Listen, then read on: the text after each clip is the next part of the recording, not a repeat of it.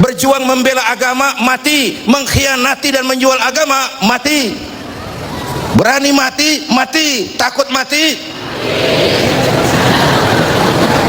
Sehingga Sayyidina Umar dengan ayat ini turun, kalau sebagian sahabat mau hijrah ngumpet-ngumpet, beliau malah kumpulin Quraisy dekat Ka'bah, pidato, tuan-tuan, besok pagi yang namanya Umar bin Khattab mau hijrah dari Mekah ke Madinah. Siapa yang kepengen palanya pisah sama badannya, silahkan cegat Umar di jalanan. Besok tenang beliau berangkat, nggak ada yang mau nyegat. Quraisy juga mikir, gue ngapain nyegat penyakit. Lihat kalau iman sudah bicara. Ada yang nggak takut lapar, nggak takut mati, takut lapar. Hijrah ke Madinah, tadi sono makan apa? Ini jelek-jelek Mekah kampung diri, nginjem-injem orang percaya. Di Madinah mau ngebuat sama siapa? Ayatnya nyambung, ayatnya turun lagi. Qul li ibadiyalladzina amanu inna ardi wasi'ah fa iyaya fa'budun. Katakan kepada mereka Muhammad, wahai hamba-hambaku, bumiku ini luas. Di Mekah kau makan, hijrah ke Madinah kau bakal makan. Jangan karena hijrah takut kelaparan, jangan karena membela agama takut nggak makan. Islam sih Islam, kalau gue dipecat bini gue makan apa? Ini orang dulu, ini orang dulu, orang dulu banget ini. Takut kalau dia nggak makan. Yang berangkat motifnya macam-macam. Ada yang berpikiran hijrah yuk, hijrah yuk. Emang kenapa? Kali-kali aja di Mekah dagang untungnya gedean, di Madinah dagang untung gedean. Ada lagi anak muda, hijrah yuk, hijrah yuk. Kenapa? Di Madinah cewek gampangan. Hijrah, ada. Lalu Nabi keluarkan itu hadis, innamal a'malu binniyat, di asbabul wurud, sebab-sebab keluarnya nih hadis. Segala perbuatan tergantung niatnya. Yang hijrah karena pengen dagang, dia bakal untung di Madinah. Yang hijrah karena perempuan, dia bakal kawin di Madinah. Hijrahnya bergantung kepada niatnya. Saudara hadirin yang saya hormati, iman ini yang dibela, ini yang dipertahankan, ini yang diperjuangkan. Orang kayak Sayyidina Abu Bakar berangkat ikut hijrah, coba pikir ngapain, neangan naon. Kehormatan diri beliau bangsawan, kekayaan beliau hartawan. Hartawan, bangsawan, mau tengah malam buta kebelangsak nemenin Nabi tinggal di Gua Sur. Mana sekarang hartawan bangsawan mau kebelangsak tengah malam nemenin kiai? Bawaannya kalau kiai bawa map udah curiga aja sumbangan nih.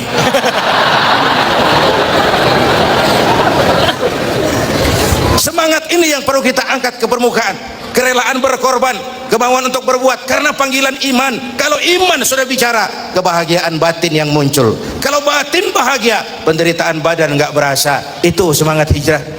Coba tanya orang pulang haji, ada yang kapok nggak? Nggak ada. Bang Haji bagaimana di Mekah? Taubat Pak, nggak lagi saya. Belum pernah, belum pernah. Malah waktu tawaf wada mengucapkan selamat tinggal ke Ka'bah, mau balik ke kampung halaman, air mata berlinang. Kirim balik. Apa yang dirasakan?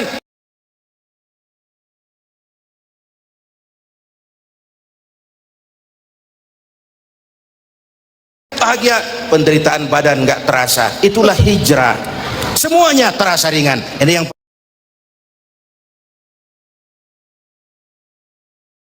pertama, semangat hijrah.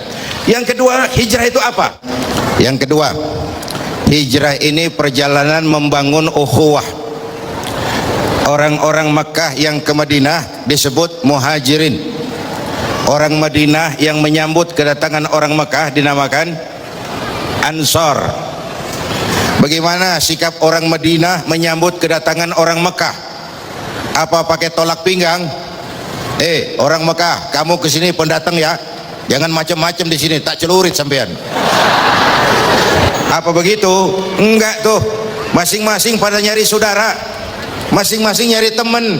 Saudaraku dari Madinah, dari Mekah, selamat datang di Madinah. Jangan takut terlantar di sini. Rumah saya kamarnya 4, ente pakai 2, saya 2. Nyari saudara.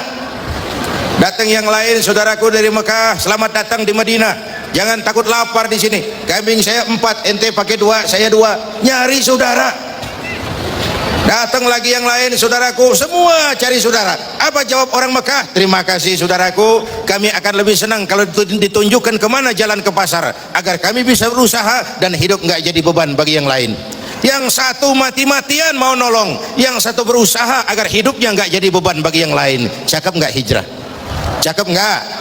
Nah, yang lebih cakep lagi, contoh lagi, waktu turun perintah hijrah, Nabi kita pidato, saudara-saudara, saya ya Rasul, perintah hijrah sudah turun.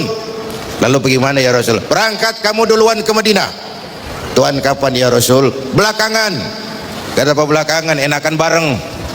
Kalian harus tahu, yang dicari saya, yang diancam mau dibunuh saya, target nomor 1 saya.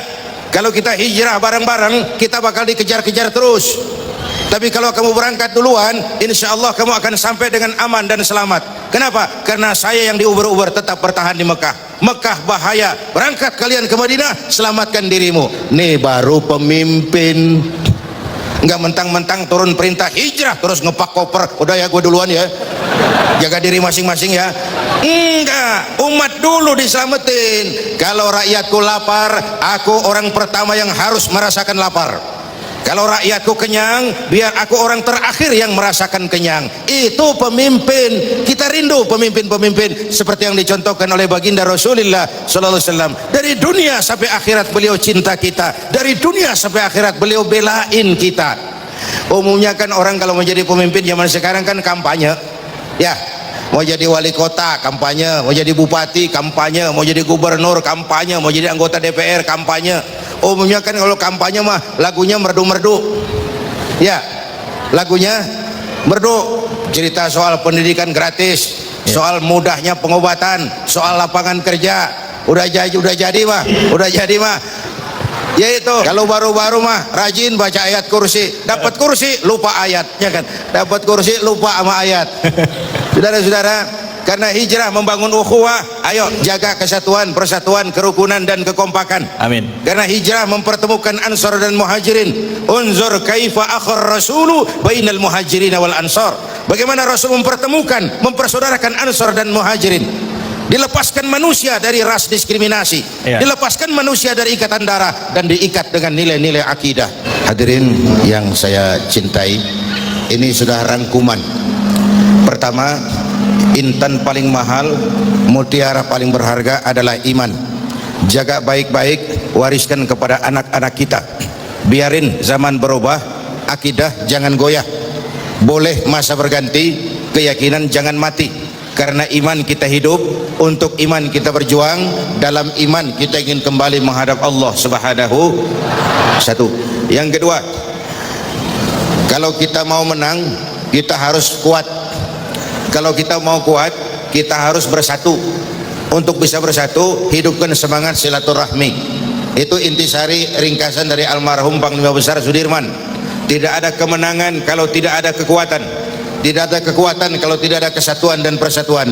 Tidak mungkin terwujud kesatuan dan persatuan tanpa adanya semangat silaturahmi. Maka menghadapi kesulitan-kesulitan besar sebagai bangsa, kata kuncinya adalah kesatuan, persatuan, kerukunan dan kekompakan. Sebagaimana hijrah sudah mempersatukan Mekah dengan Madinah, mempertemukan Ansor dengan Muhajirin. Waktu kita hijrah dari penjajahan kepada zaman kemerdekaan, kita juga sudah kontrak, kita ini mau bersatu nusa, satu bangsa, satu bahasa.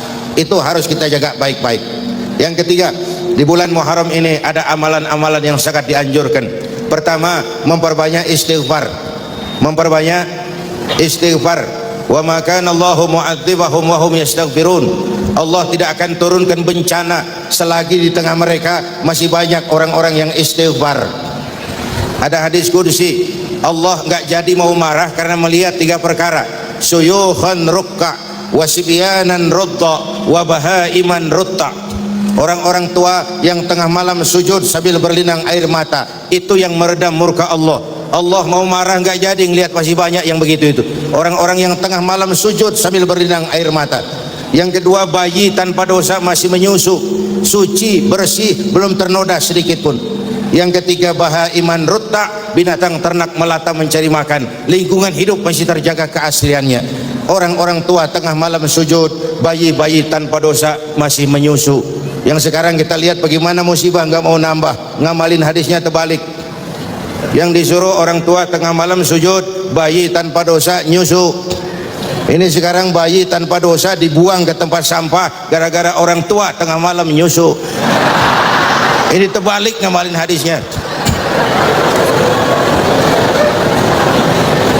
Di bulan ini dianjurkan memperbanyak istighfar. Boleh sayyidul istighfar, boleh istighfarnya Nabi Adam, Rabbana zalamna anfusana, dan seterusnya. Boleh istighfarnya Nabi Yunus, la ilaha illa anta subhanaka inni kuntu minal zalimin. Istighfar itu meredam murka Allah. Yang kedua, siapa yang diberikan keluasan rezeki oleh Allah di bulan ini, dekatlah sama anak yatim. Ana wa kafilul yatim kahataini yaumal qiyamah. Dan aku dengan orang yang mau menanggung beban anak yatim seperti dua jari ini di akhirat. Kalau di akhirat ingin dekat dengan Nabi, di dunia dekatlah dengan yatim. Bantu beasiswanya, beliin bajunya, urusin makannya, usap kepalanya penuh kasih sayang. Itu bawa berkah. Kayak saya nih, saya yatim piatu. Mak enggak, bapak enggak, udah. Ntar yang mau ngusap kepala saya boleh. Anak-anak yatim itu anak-anak kita semua. Saudara-saudara, itu amalan yang kedua. Yang ketiga, puasa sunnah. Kalau mampu 10 hari, kalau enggak 3 hari, sekurang-kurangnya 1 hari saja di bulan Muharram ini. Puasa sunnah itu, puasa itu penting buat kita karena intinya adalah pengendalian diri.